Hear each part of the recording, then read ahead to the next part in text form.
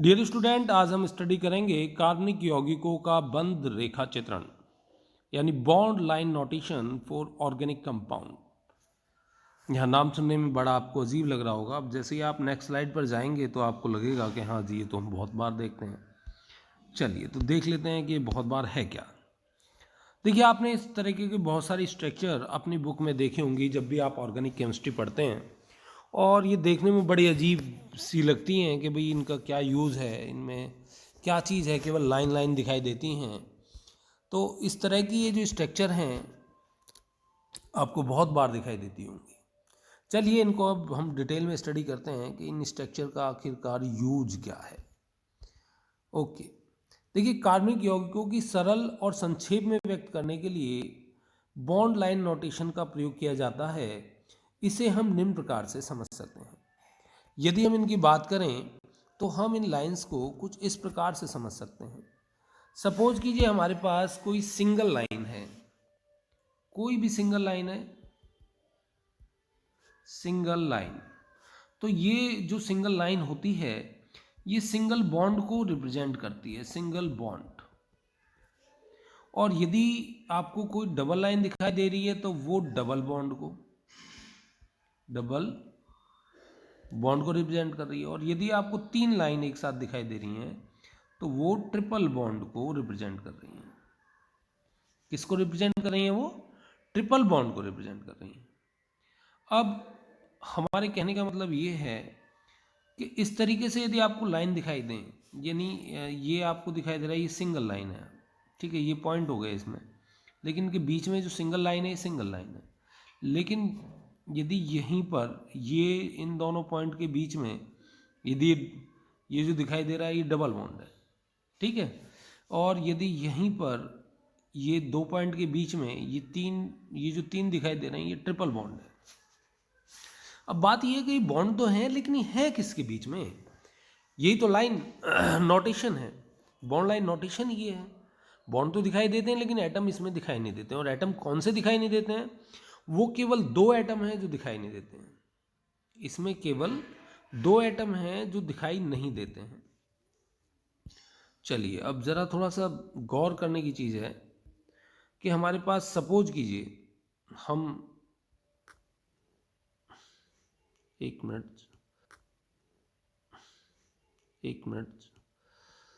Suppose कीजिए हमारे पास एक जो यौगिक है, मतलब यहाँ पर क्या चीज़ दिखाई नहीं देती? यहाँ पर दो चीज़ दिखाई नहीं देती, एक तो कार्बन दिखाई नहीं देता है और एक हाइड्रोजन। यदि आपके पास इस तरह से ये चीज़ हैं तो ये एक कार्बन है, ये दूसरा कार्बन है और ये तीसरा कार्बन है।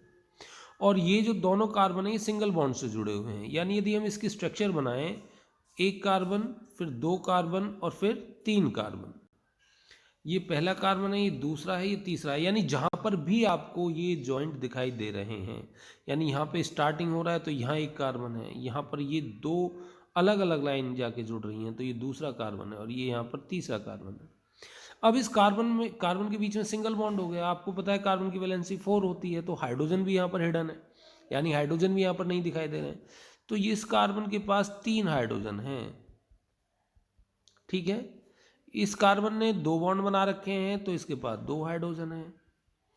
इसने एक बॉन्ड बना रखा है तो इसके पास केवल 3 हाइड्रोजन है। तो इस प्रकार से आप बॉन्ड लाइन नोटेशन से आप किसी भी यौगिक की संरचना बना सकते हैं बहुत ही आसानी से। केवल आपको कार्बन की वैलेंसी के बारे में पता होना चाहिए। यानी जब भी सीधी लाइन मुड़ती है तो वो एक कार्बन को प्रदर्शित करती है, आपको ये ध्यान रखने की ज़रूरत है। और जहाँ आवश्यकता अनुसार हाइड्रोजन को भी आप जोड़ सकते हैं, ठीक है। सपोज कीजिए अब आपके पास एक यौगिक है ये, अब इसके आपको संरचना बनानी है। नंबर 1 कार्बन है, नंबर 2 और ये नंबर 3। तो आपने इसके 3 कार्बन ले लिए, नंबर 1, 2 और एक नंबर 3। हम देख रहे हैं नंबर 1, नंबर 2, नंबर 3, ये जो नंबर 1 और नंबर 2 हैं इनके बीच में, जहाँ ये नंबर 1 और नंबर 2 हैं इनके बीच में क्या हो रहा है? डबल बॉन्ड है। ये नंबर 1 और नंबर 2 के बीच में क्या है? ये डबल बॉन्ड है। तो अब यहाँ क्या बचे? केवल क्या बचे हमारे पास? हाइड्रोजन बचे। हाइड्रोजन हम आसानी से जोड़ सकते हैं, कोई दिक्कत ही नहीं है हमें। यहाँ 2 और 1 3 बॉन्ड है तो चौथा यहाँ आ गया है। यहाँ पर कितने हाइड्रोजन आने हैं, 3 आने हैं, वो हमने यहाँ बना दिए हैं।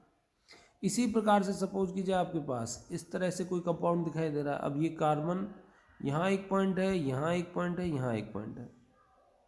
इसका मतलब इसमें कितने कार्बन है, 1 2 और 1 3, 1 2 3। यानी ये जो बीच वाला कार्बन है, इस कार्बन से डबल बॉन्ड के द्वारा एक ऑक्सीजन जुड़ी हुई है, और ये 1 2 3 था, और ये 3 कार्बन है, ये सिंगल बॉन्ड से जुड़ा है। इसका मतलब इसके 3 हाइड्रोजन भी हैं, ये हाइड्रोजन यहाँ जुड़े हुए हैं। ये जो फर्स्ट कार्बन है, इसका सिंगल बॉन्ड से ही जुड़ा हुआ है, इसका मतलब यहाँ पर ये 3 हाइड्रोजन इससे भी जुड़े हुए हैं। तो इस प्रकार से हम बॉन्ड लाइन नोटेशन से कार्बनिक यौगिकों की विस्तृत संरचना बना सकते हैं। इससे बड़ा आसान भी हो जाता है। अब यदि हम बात करें साइक्लिक कंपाउंड्स की, तो बॉन्ड लाइन नोटेशन ही होती है। जैसे बेंजीन ही देख लीजिए आप, बेंजीन में हमारे पास 6 कार्बन होते हैं, ठीक है। अब हम सामान्य संरचना से बॉन्ड लाइन नोटेशन बनाएंगे, और 6 ही हमारे पास हाइड्रोजन होते हैं इसमें, ठीक है। ये रहे 6 हाइड्रोजन हो गए। एक मिनट।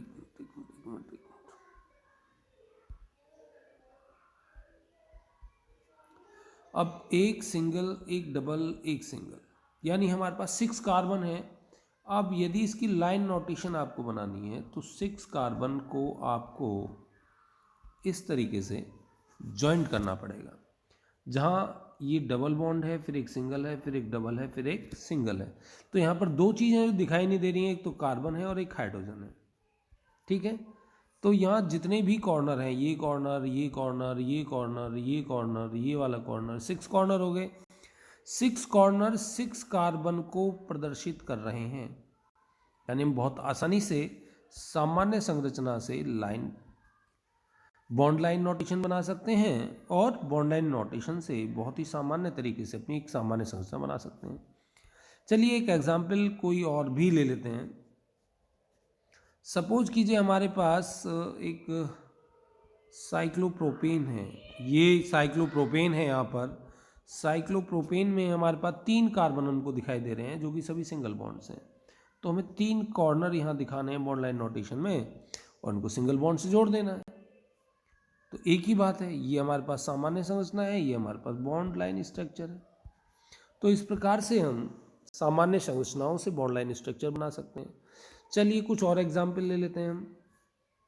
अब हम बॉन्ड लाइन स्ट्रक्चर से सामान्य संरचना बनाते हैं। ये सपोज कीजिए हमारे पास एक कंपाउंड है ऑर्गेनिक। अब ये कंपाउंड दिया हुआ है, इसमें मान लीजिए आपने काउंटिंग की 1, ये कार्बन 2, ये कार्बन 3 और ये कार्बन 4 कार्बन है। तो सामान्य रूप से 1 2 3 और 4 ये कार्बन हमने ले लिए। तो हम देख रहे हैं ये 1 है, ये 2 है, ये 3 है और ये 4 है।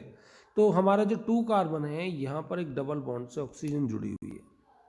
यहाँ देखें तो ये हमारे पास 3 हाइड्रोजन है, ठीक है। और ये जो 3 और 4 हैं, 3 और 4 हैं, इनके बीच में हमारे पास एक डबल बॉन्ड है।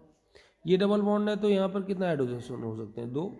ये आपका 2 बॉन्ड इधर, एक इधर, तो एक हाइड्रोजन होगा। तो इस प्रकार से आप सामान्य रूप से बॉन्ड लाइन संरचना से अन्य संरचनाएं बना सकते हैं।